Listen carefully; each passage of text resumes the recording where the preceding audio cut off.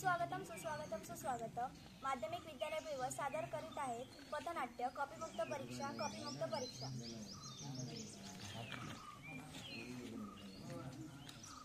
ज्ञान दिल्याने ज्ञान वाढते, ज्ञानाचे मंदिर हे सत्य शिवाहून सुंदर हे, सत्य शिवाहून सुंदर हे.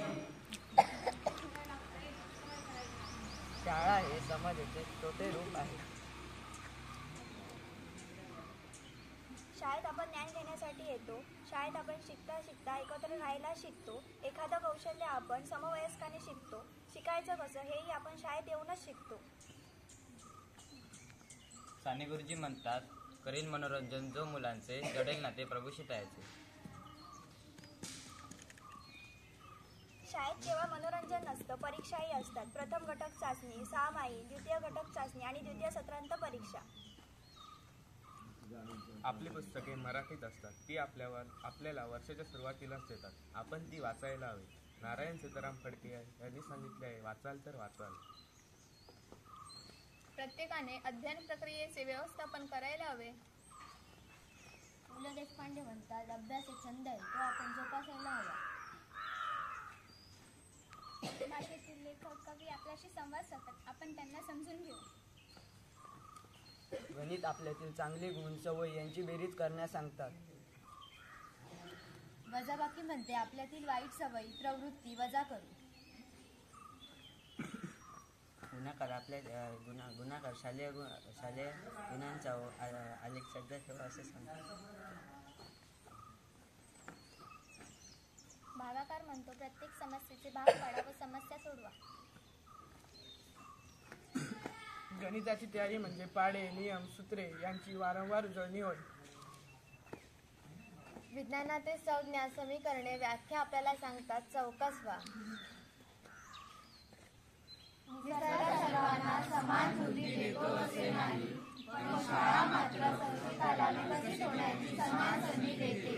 निसर्ग सर्वांना समान बुद्धी देतो असे नाही, पण शाळा मात्र प्रत्येकाला विकसित होण्याची समान संधी देते. आपण प्रत्येकाने आपली पाठ्यपुस्तक वाचूया. स्वयं अध्ययन करून प्रत्येक विषयाच्या ज्ञानाच्या रचना स्वतः करूया. भाषेतील विविध लेखक व कवीची संवाद साधूया. गणिताचा सराव नियमित करूया. प्रश्नपत्रिकेतील प्रश्नांचा रोग समजून घेऊया.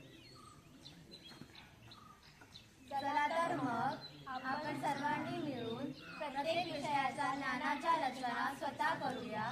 कॉपीमुक्त परीक्षेला सामोरे जाऊया. कॉपीमुक्त परीक्षेला सामोरे जाऊया. शाबास मुलांनो, आज आपण कॉपीमुक्त परीक्षेची शपथ घेऊया.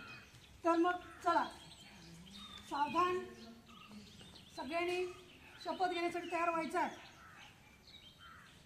शपथ घेण्यासाठी तयार आहे? शपथ घेण्यासाठी मी शपथ घेते की मी फेब्रुवारी मार्च 2025 इयत्ता 10वीच्या परीक्षेस परिपूर्ण अभ्यास करूनच सामोरे जाईल. मी उत्तीर्ण होण्यासाठी परीक्षेत कोणत्याही गैरमार्गाचा अवलंब करणार नाही. जर कोणी गैरमार्गाचा विचार करत असेल तर त्यास गैरमार्गापासून परावृत्त करेल.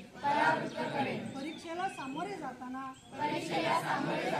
मंडळ सूचनांचे व नियमांचे काटेकोरपणे पालन करेल.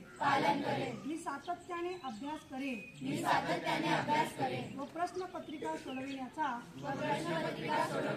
सराव करेन. तसेच परीक्षेस आत्मविश्वासाने निर्भीडपणे तणावविरहित सामोरे जाईल. आई वडिलांचे व गुरुजनांचे नाव उज्ज्वल करेल. जय हिंद, जय महाराष्ट्र.